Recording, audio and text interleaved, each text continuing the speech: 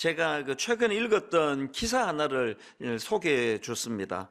미국의 예일대 연구진의 발표 이야기인데요. 이 영화관 하면은 그 금연의 공간 아닙니까? 그런데 그 금연의 공간인 영화관에서 2시간짜리 영화를 보는 경우에 최대 담배 20개 피를 피운 것과 맞먹는 3차 간접 흡연 효과, 그런 피해가 있을 수 있다는 겁니다. 이게 어떤 내용인가 보니까요.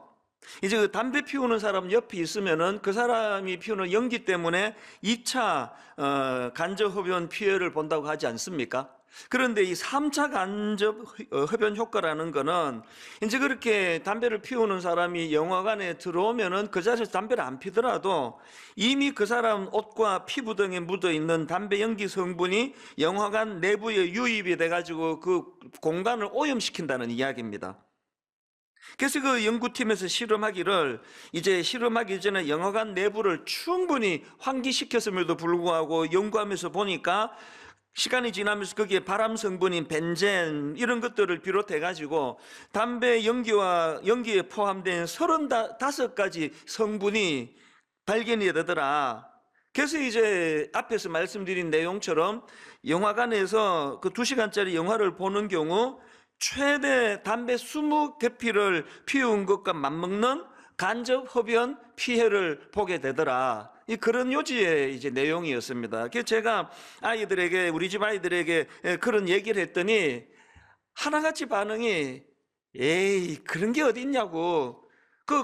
담배 피지도 않은 그 흡연 공간도 아닌데 무슨 20개 피냐고 막 대놓고 비웃는 겁니다. 그 셋 중에 그 이모 씨가 제일 많이 이제 비웃었던 이모 씨가 있는데요. 한 몇 시간 지나가지고 또 막 그 얘기를 또 막 하는 거예요. 아빠 말이 그게 뭐 말이 되는 소리냐는 식으로. 그래서 제가 열받아가지고 조용히 그냥 그 스마트폰을 꺼내가지고 검색해서 그냥 보여줬습니다. 아무 말 없이. 그렇게 그 말도 안 되는 소리라고 막 그러던 그분이 내 성별을 내가 안 밝히려고 딱 보자마자 한 10초 만에 완전히 순종, 승복 모드로 갔습니다. 내가 그거 갖고 계속 저도 이제 비웃고 그랬는데요. 여러분, 그 우리 아이들이 그 승복하게 된 이유는요, 그 기사에 나오는 딱 문장 한 줄 때문입니다. 미국 예일대 드루 겐터너 교수 연구진이 국제학술지 사이언스 어드밴시스에 기고한 발표에 의하면 이렇게 하고 나가는 그 한 문장 때문에 그 권위에 승복을 하게 된 거 아닙니까? 저도 마찬가지예요. 사실 저 역시도요, 기사로 본 게 아니고 어떤 그 후배 교육자가 와가지고 그런 얘기를 했으면 뭐 대놓고 비웃지는 못해도 안 믿었을 거예요. 이건 좀 이해가 안 된다. 아니 금연 공간인데 무슨 담배 20개 피를 피운 효과가 나냐고 그랬을 거예요.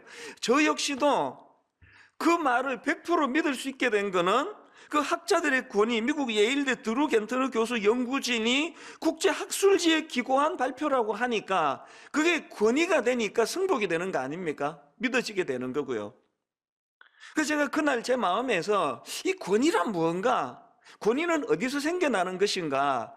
참 많은 생각을 하게 되더라고요.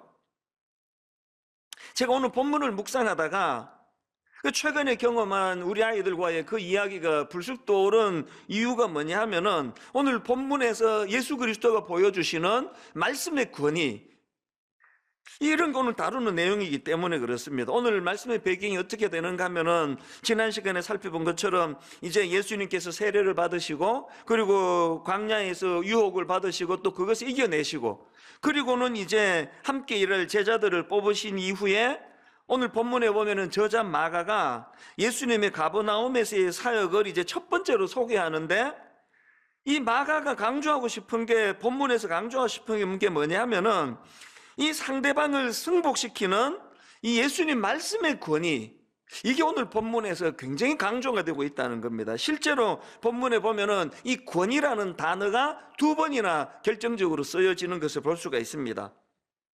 첫 번째로 이 권위라는 단어가 나오는 데가 22절인데요. 21절부터 보십시오. 그들이 가버나움에 들어가니라 예수께서 곧 안식일에 회당에 들어가 가르치심에 뭇 사람이 그의 교훈에 놀라니 이는 그가 가르치시는 것이 권위 있는 자와 같고, 이 권위가 지금 나오지 않습니까? 또 27절에 또 이제 권위라는 단어가 나옵니다. 다 놀라 서로 물어 이르되 이는 어찌미냐 권위 있는 새 교훈이로다. 이렇게 두 번에 걸쳐서 이 권위라는 표현이 나오는데, 여기서 주목해야 되는 거는요, 22절 앞부분에 나오는 이 부분을 보십시오. 뭇 사람이 그의 교훈에 놀라니, 여기 나오는 이 놀라다라는 이 단어는 헬라어로 에크플레소라는 단어인데요, 그냥 오 대단하네 이 정도는 이 단어가 아닙니다. 여기 에크플레소라는 단어는 막 어쩔 줄 모를 정도로 충격을 받은 상태를 내포하고 있는 그런 뉘앙스를 풍기는 때 사용하는 단어예요. 이게 막 어마어마하게 놀랐다는 거 아닙니까? 27절도 마찬가지입니다. 27절에도 다 놀라 서로 물어 이르되, 여기 나오는 놀라다라는 이 단어도 헬라어로 그 담베오라는 단어인데요, 이 단어 역시도 충격을 받은 상태를 표현하는 그런 단어예요. 그러니까 지금 그냥 우리 부교역자들이 쭉 새벽마다 설교를 하면 이 교역자는 앞에 목사님보다 설교 좀 더 잘하시네, 참 대단한데, 이런 정도의 놀람이 아니고요, 그야말로 막 어쩔 줄을 모를 정도로 막 충격을 받는 차원에서의 놀람이에요. 그럼 이런 질문이 가능하겠죠? 아니, 예수님은 어떻게 첫 사역에서부터 이런 평가를 받으실 수 있을까? 이런 질문에 대한 힌트를 저는 22절에서 발견하는데요, 22절을 보십시오.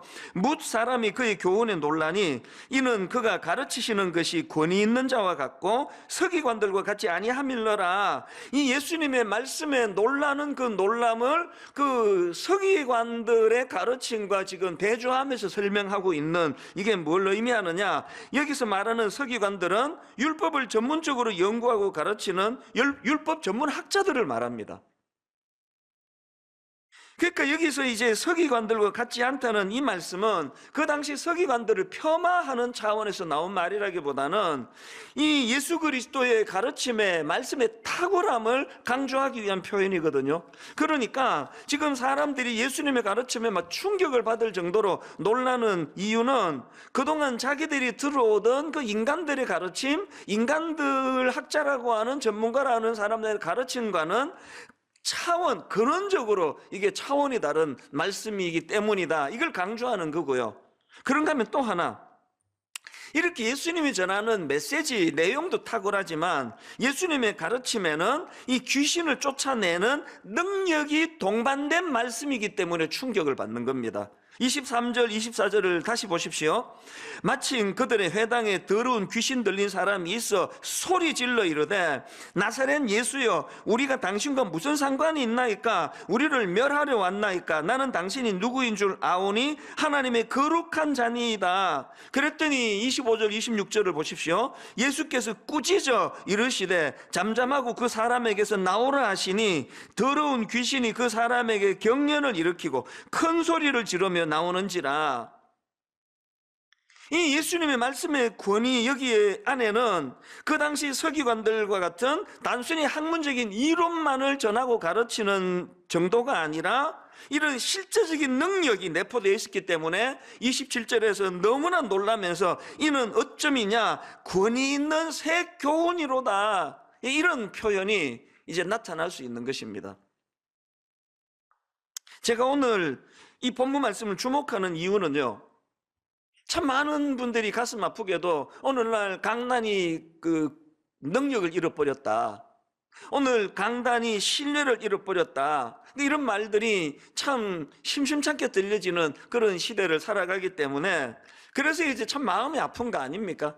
그래서 이런 말씀을 쭉 우리가 묵상을 하면서 저 같은 설교자들은 어쩌다가 이 강단이 이렇게 능력을 잃어버렸는지, 어쩌다가 이 강단이 이렇게 신뢰를 잃어버렸는지 고민하자는 거예요. 저는 설교자로서 참 이게 고민이 되는 부분이거든요. 요즘에 뭐 막 텔레비전에서도 뭐 유명인들의 강의를 들어보면 막 감탄스러워요. 그들의 지식이 대단하고요. 막 인터넷에 막 홍수처럼 나오는 너무 다양한 그런 좋은 강의들이 쏟아지는데, 오늘 강단에서 전하는 이찬수 목사의 이 설교가 그런 그들과의 어떤 차별성이 있어야 되는 건가? 뭘 회복해야 그런 강이랑은 완전히 다른 예수 그리스도의 이런 권위, 이 말씀의 능력, 이것들이 내포된 말씀을 전할 수 있을까? 저는 설교자로서 이런 고민을 하고 있다면 오늘 예배 드리시는 모든 성도님들도 똑같이 고민하셔야 됩니다. 직장에서 가정교육의 자녀들을 교육하면서 어떻게 하면은 크리스찬으로서 이 말씀의 능력을 회복할 수 있을까? 우리 자녀 교육을 할 때 말씀의 권위를 가지고 이 아이들을 지도할 수 있을까? 이런 고민을 해야 된다는 거예요.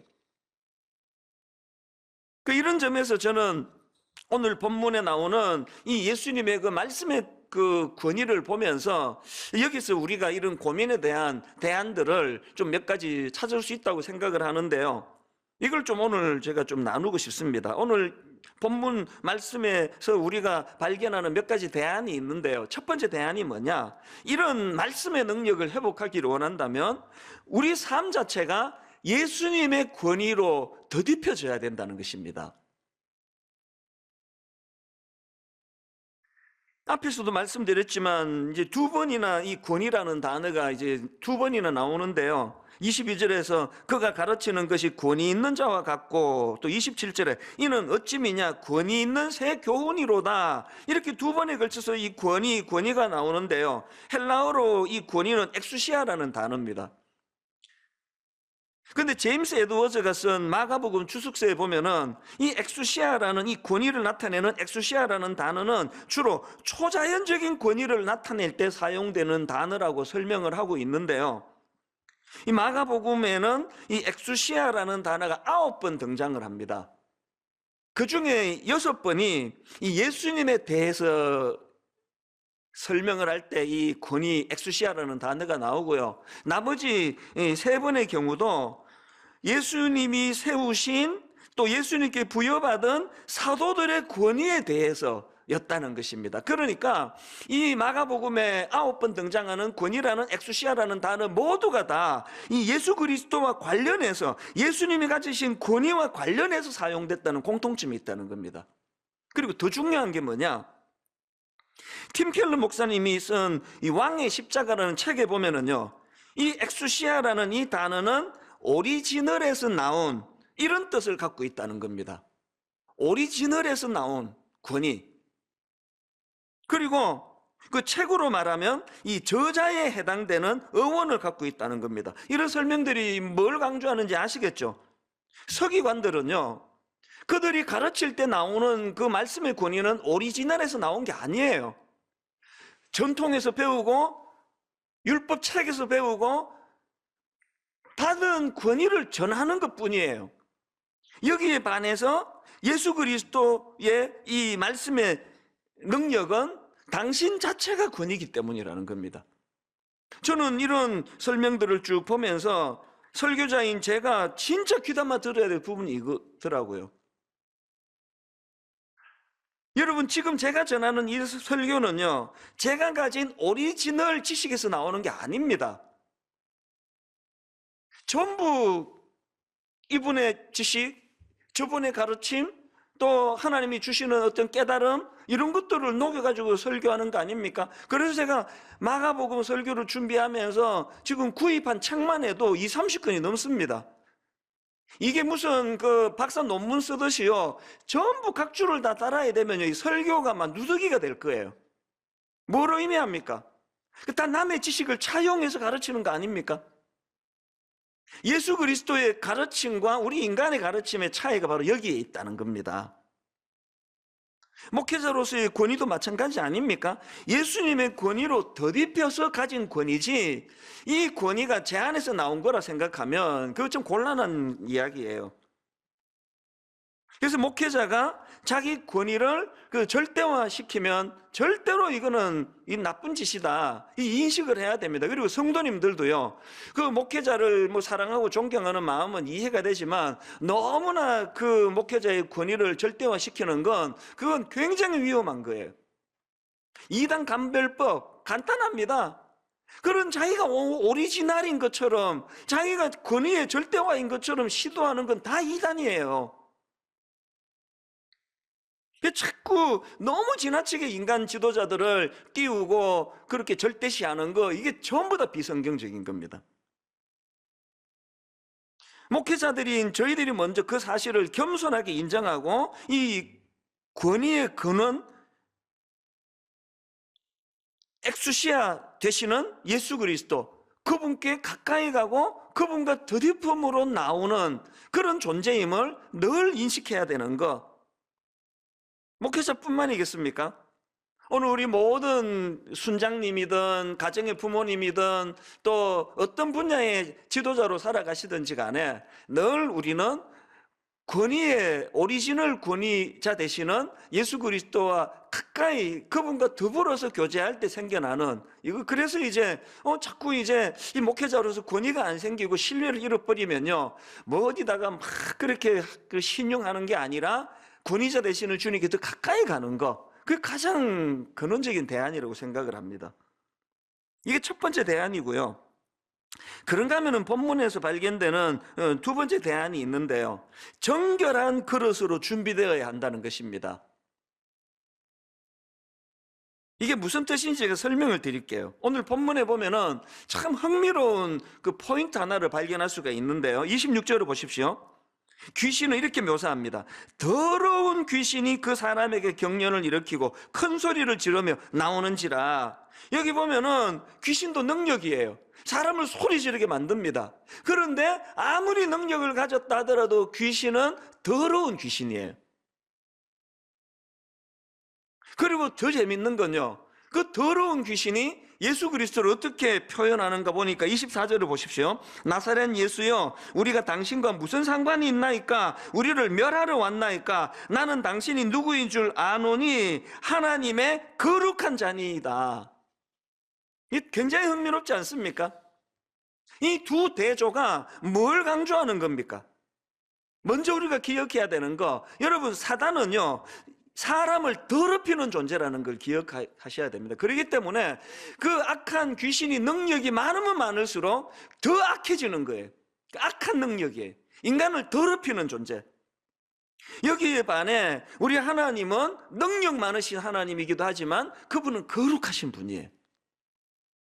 박윤만 교수님의 책에 보면은 이 부분에 대해서 에스겔 36장을 가지고 설명하는 대목이 나오는데요, 하나님은 그 당신의 백성을 종로로 돼서 새롭게 탈출시킬 때 그들을 모든 더러운 것, 또 모든 더러운 곳, 이런 것들로부터 구원해 주시겠다는 약속을 하셨다는 겁니다. 그게 에스겔 36장 24절부터 25절 또 29절에 나오는 말씀인데요, 자, 먼저 24절을 보십시오. 내가 너희를 여러 나라 가운데에서 인도하여 내고 여러 민족 가운데서 모아 데리고 고국 땅에 들어가서 맑은 물을 너희에게 뿌려서 너희로 정결하게 하되, 곧 그 다음 보세요. 너희 모든 더러운 것에서와 모든 우상 숭배에서 너희를 정결하게 할 것이며, 그 다음 29절도 보십시오. 내가 너희를 모든 더러운 데에서 구원하고. 꼭 기억하셔야 됩니다. 사단은 사람을 더럽히는 존재예요. 이런 의미에서 오늘 본문 24절에서 귀신이 이렇게 주님께 항변합니다. 나사렛 예수여, 우리가 당신과 무슨 상관이 있나이까? 무슨 뜻입니까? 이왕 더럽혀진 그 사람을 상관하지 말고 내버려 두라는 거 아닙니까? 기왕이 이 귀신 들린 자는 더럽혀진 자니까 상관하지 말라는 거 아닙니까? 여러분, 여기에서 진짜 중요한 메시지 얻어야 됩니다. 우리가 실수로 죄 짓고, 때로는 실수로 가지 말아야 할 곳을 가고 하지 말아야 하는 일을 하고, 때로는 내 양심이 참 내가 이런 더러운 자리에 빠졌다는 생각이 든다 할 때 많은 청소년들 사회 갈 때 보니까 그러더라고요. 목사님, 나는 이제 기회를 잃었습니다. 나는 하나님 앞에 죄를 졌습니다. 하나님은 이런 나를 이제 버리실 거예요. 사랑하지 않으실 거예요. 그건요, 사단의 공격이에요. 사단의 속삭임입니다. 이왕 더럽혀졌으니 예수님 상관하지 마시라고 하는 이거는 사단의 메시지예요. 절대로 그렇지 않습니다. 여러분, 우리가 이런 참 나 자신이 부끄럽고 초라한 자리, 죄의 자리에 빠졌다 할지라도 그럴수록 더욱더 모든 더러운 것에서와 모든 더러운 곳에서로부터 우리를 깨끗하게 해주시는 능력의 오리지널 되시는 그분을 더 강하게 붙잡아야 된다는 겁니다. 이런 점에서 여러분, 지난주에 우리 모두를 충격에 빠뜨린 그 사건이요, 그 무슨 텔레그램 N방인지 뭐 F방인지 무슨 그 듣지도 보지도 못한 이런 곳에서 그 어린 미성년자들을 성적인 노예로 만들어 협박하고 또 그래서 만든 영상을 또 돈을 받고 유포하고 이런 짓을 저지르는 사건이 벌어져 모두가 경악을 했는데, 저는요 그 사건을 보면서 빌고 또 빌었습니다. 하나님, 그 방을 들락거린 사람 중에 예수 믿는 사람 한 명도 없었기를 바랍니다. 왜 그래야만 됩니까? 우리는 더럽히는 귀신의 영향을 받는 존재가 아니라 거룩하신 하나님, 능력의 오리지널 되시는 예수 그리스도의 영향을 받는 주님의 자녀들인데 어떻게 그런 악한 영향을 받으며 기웃거릴 수가 있겠냐는 겁니다. 혹여라도 그런 시도라도 하신 분이 계시다면 오늘 여러분, 더러운 곳에서 우리를 건져내시기를 원하시는 십자가를 의지하고 은혜로 그것을 완전히 죄된 자리를 끊어버리는 능력을 경험하게 되시기를 바랍니다. 왜 이게 중요합니까? 지난 그 위기의 때에 드리는 21일 기도회, 이게 지난주 수요일로 끝이 났는데요, 제가 오늘 이 말씀을 묵상하다가 보니까 그 주간에 전했던 말씀이 너무 내 마음을 격동시키는 겁니다. 아마 참여하신 분은 이 말씀 다 기억하실 겁니다. 요수아 3장 5절, 요수아가 또 백성에게 이르되 너희는 자신을 성결하게 하라. 여호와께서 내일 너희 가운데 기이한 일들을 행하시리라. 제가 저기다가 너희는에다가 강조점을 두고 여호와께서에다가 강조점을 둔 이유가 뭐겠습니까? 뭘 구분하고 싶었던 걸까요? 이제 꿈에도 그리던 목적지 가나안을 향해 달려가는데 이제 그 악한 적들과 싸워야 되는데 하나님이 하실 일이 있고 우리가 할 일이 있다는 거예요. 하나님이 하실 일은 뭡니까? 하나님은 우리 생각과 우리가 가진 것들을 뛰어넘는 기이한 일, 놀라운 일, 하나님께서는 깜짝 놀랄 일들을 행하실 일이 그게 여호와께서 하실 일이고요. 거기에 반해서 우리는요, 스스로를 성결하게 하는 겁니다. 오늘 교회의 문제가 어디서 나오는 겁니까? 자꾸 우리가 뭐를 해보겠다고, 기이한 일을 해보겠다고, 우리가 놀라운 일을 해보겠다고, 여기서부터 다 문제가 생기는 거예요. 놀라운 일을 하나님이 하시는 거예요. 우리가 할 일은 그 하나님을 기대하는 것, 그리고 그 하나님을 기대하며 꿈을 꾸는데 어떻게 그런 N방인지 무슨 이상한 방인지를 기웃거릴 엄두가 나지 않는 거 아닙니까? 우리가 할 일은 성결이에요.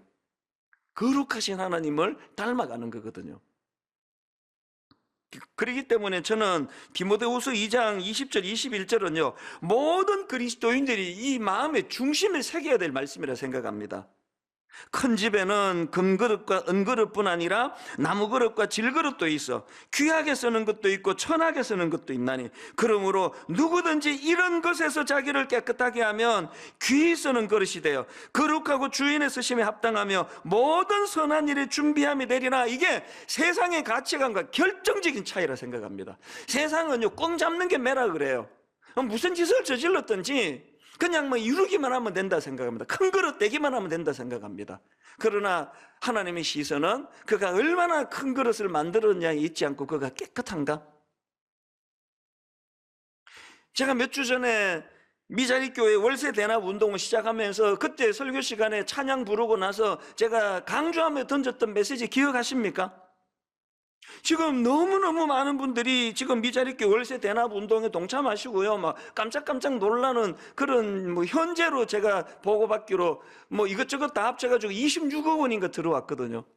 이 막 어마어마한 헌금이 들어오는데 제가 여러분 이 점에 다시 강조합니다. 얼마나 큰 금액을 헌금하는 것보다 더 중요한 건 어떤 중심으로 하느냐예요. 아이고, 그냥 월세도 못 내는 그 불쌍한 사람들 우리가 도와야지.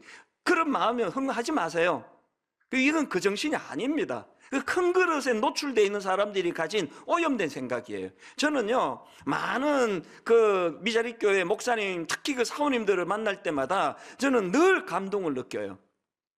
지금 사모님이 그 몸부림쳐 직장에서 그 수입을 만들지 않으면 그 집안의 생계가 막막할 정도로 어려운데, 그리고 지금 교회에 그 임대료를 낼 수 없는 그런 상황인데도 불구하고 얼마나 하나님 앞에 바르게 살아보려고 애쓰고 정말 진실하게 목회하려고 애쓰는 많은 목사님을 만나거든요. 그러니까 여러분, 우리가 이렇게 미자리 교회 월세 대납 운동을 한다는 거는 그들 안쓰러운데 우리 큰 교회가 도와야지, 이런 정신은 큰일 날 정신이에요. 존경해야 돼요. 진짜 존경해야 됩니다. 너무나 열악한 상황 속에서도 저 하나님이 기뻐하시는, 하나님이 교회를 섬기고자 그 몸부림치는 그 수많은 우리 작은 교회 목사님들에게 우리가 조금이라도 힘을 보태드리고 싶어하는, 하나님은 큰 그릇, 금 그릇, 은 그릇 이런 걸로 구분 짓는 분이 아니시라 깨끗한 그릇을 원하신다고 한다면 우리 모두가 다 이제 우리가 잃어버린 이 강단의 권위, 수많은 그리스도인들이 잃어버린 이 언어, 말씀의 권위를 되찾기 위해서는 우리 내면이 주님의 거룩하심을 닮아가는 그런 몸부림이 필요하리라고 믿습니다. 마지막 세 번째로요, 오늘 본문에서 발견되는 대안이 하나 더 있습니다. 바로 이 예수님의 통제 아래 놓여야 한다는 사실입니다. 본문 25절을 보십시오. 예수께서 꾸짖어 이르시되 잠잠하고 그 사람에게서 나오라.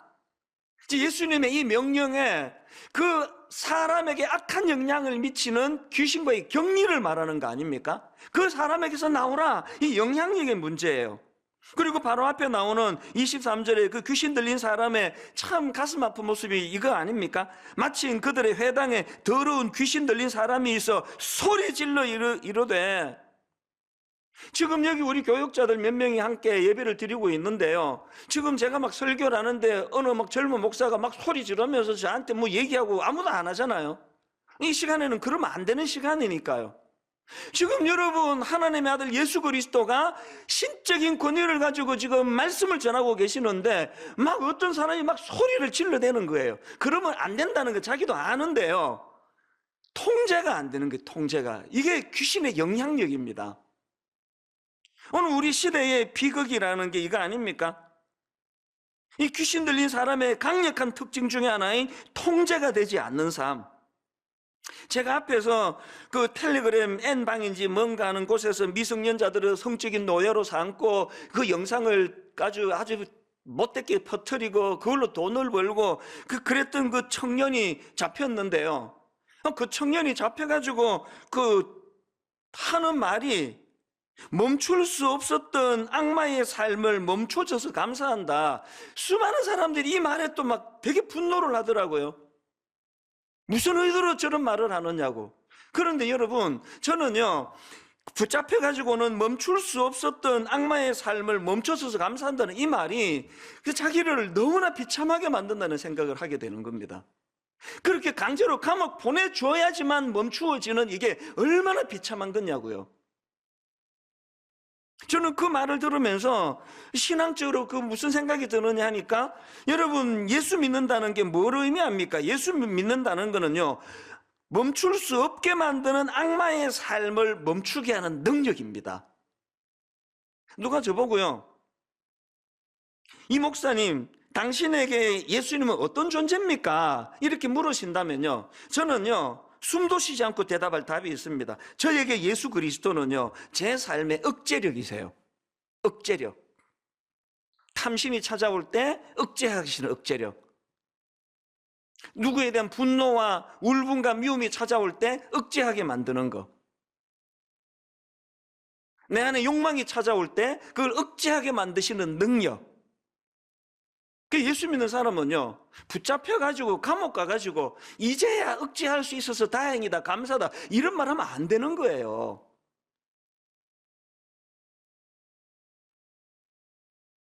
저는 어릴 때 고신교단에서 자란 게 진짜 시간이 갈수록 제가 감사하고요.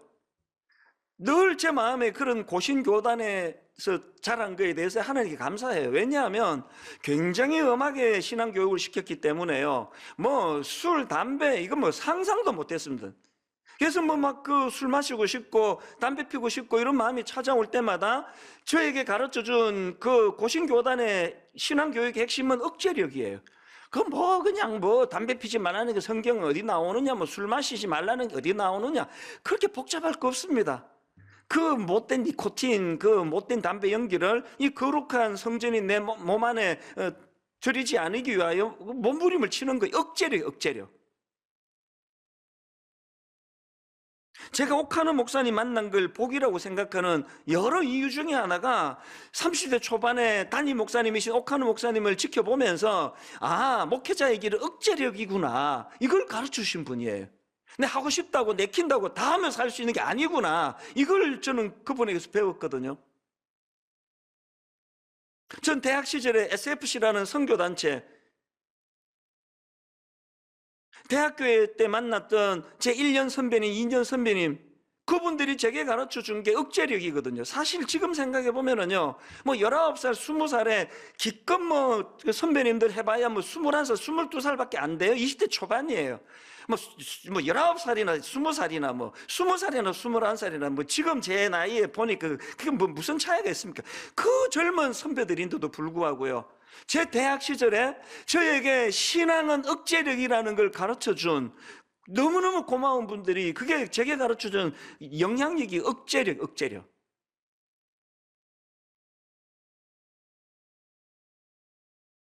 저는 수많은 그리스도인들이 직장에서 이런 평가를 받으면 좋겠습니다. 캠퍼스에서 쟤는 뭐 실수하는 모습이 보여도 쟤는 지적 안 해줘도 돼. 우리가 지적 안 해도 좀 지나면 지가 알아서 고치더라.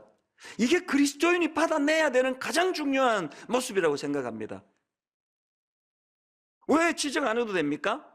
내 내면에 함께 그 하시는 예수 그리스도과 성령의 은혜로 그것을 깨우쳐 주셔서 이거 아니지 참, 가다가도 제자리로 돌아올 수 있는 억제력을 가지는 게 이게 신앙이거든요. 지금 본문에서 귀신 들린 자가 가지고 있는 비참함이 그거 아닙니까? 소리 지르면 안 되는 그 분위기에서 알고 있는지 모르고 있는지가 중요한 게 아니라 그거를 절제할 수 없이 소리를 지를 수밖에 없는. 그래서 고린도전서 9장 25절에 보니까요, 이기기를 다투는 자마다 모든 일에 절제하나니, 이기기를 다투는 자마다 모든 일에 절제하나니. 우리 젊은이들이 특히 분당 우리 교회에서 지금 자라는 우리 청소년들이 특히 오랜 세월이 지나고 내 어린 시절, 내 청년 시절을 분당 우리 교회 자란 게 진짜 복이었다. 이 길을 다투는 자마다 모든 일에 절제해야 된다는 그 가르쳐준 교회이다. 이런 답이 나올 수 있기를 저는 간절히 바랍니다. 여러분이 세 가지요. 첫째가 예수님의 권위로 덧입고, 둘째가 정결한 그릇으로 준비될 뿐 아니라 세 번째로 예수님의 통제 아래 놓이는 삶. 이 모든 것들이 가능하기 위해서 제가 오늘 설교 제목으로 정했던 예수님의 권위 아래 놓여 있는 삶, 이것을 회복하게 되시기를 바랍니다. 여러분, 제가 수없이 말씀드리잖아요. 예배가 능력이라고, 이론이 아니라고. 비록 오늘 예배당에 와 예배 못 드리고 가정에서 예배를 드린다 할지라도 바로 여러분 말씀에 집중하고 예배에 집중할 때 이 순간에 여러분 복음의 능력이 나타날 줄로 믿습니다. 어제 저녁까지 끊을 수 없어. 통제될 수 없어. 그렇게 끌려다니던 어떤 그 무엇으로부터 오늘 예배 가운데 이것들이 단번에 끊어지는 신비로운 능력을 경험하게 되시기를 바랍니다. 이 억제력을 가지고 나는 거룩하신 예수님의 권위 아래 놓여 있는 사람이다. 나는 더럽게 만드는 귀신의 영향력 아래 있지 아니하다. 한 가지 말씀만 드리고 이제 오늘 말씀을 정리하기를 원하는데요. 제가 이 말씀을 준비하다가 가끔씩 떠오르는 일인데요. 무려 30년 가까이 전의 이야기예요. 결혼을 앞두고요, 어느 교수님을 찾아뵙고 그 교수님이 너무나 따뜻하게 저를 대해 주셨어요. 얼마나 정성껏 식탁을 차려 대접을 하고, 그리고 또 두둑하게 그 축의금이라 그러면서 그렇게 경력금도 많이 주시고 덕담도 많이 나누었는데요. 그 대화 중에 그분이 내뱉은 한마디가 내 가슴에 비수로 남아 있습니다. 절대로 저를 상처 주려고 하신 말씀이 아닌데요, 분위기 좋은 가운데 대화를 하다 보니까 그냥 그분이 툭 던진 말이에요. 그게 제게 비수로 꽂혀 있고요, 아직도 이게 뽑히지 않고 있습니다. 무슨 말씀을 하시는가 하니까 이 대화 중에 그냥 툭 던진 말이에요. 에이, 목사들이야, 책임도 지지 못하는 말들 막 내뱉는 그런 사람들 아니야? 내가 이제 전도사니까 이런저런 이야기를 하다가 그냥 그분 생각이 툭 나온 거예요. 이제 예수 안 믿는 교수님이니까요. 이게 제 마음의 비수가 됐습니다. 그리고 지난 30년 가까운 세월 동안 설교할 때마다 가끔씩 그분이 또 올려져요. 지금 그냥 그분 말대로 그냥 책임도 안 질 거, 뭔 뜻인지도 모르면서 막 내뱉고 있는 이런 비참한 설교자가 아닌가? 여러분, 강단의 권위를 회복하려면요, 이런 세상 사람들의 인식이 왜 생겨났는지를 알아야 됩니다. 권위의 오리지널 되시는 예수 그리스도부터 덧붙임 받지 않은 모든 말씀은 다 공허한 말장난이에요. 책을 쓰면은 이게 베스트셀러가 될 수밖에 없는 내용이라 할지라도 권위의 오리지널 되시는 예수 그리스도를 의지해서 나온 말이 아닌 모든 건 다 공허한 말장난이에요. 자녀 교육에, 직장 생활하는 우리 그리스도인들의 삶 속에서 이 원리가 그대로 적용되기를 바랍니다. 우리가 내뱉는 작은 한마디가 생명을 살려내고, 우리가 던지는 그 한마디 말의 영향력이 회복되기를 원한다면 무책임하게만 아무 책임도 안 질 거 내뱉고 내던지는 이런 그 비아냥거림이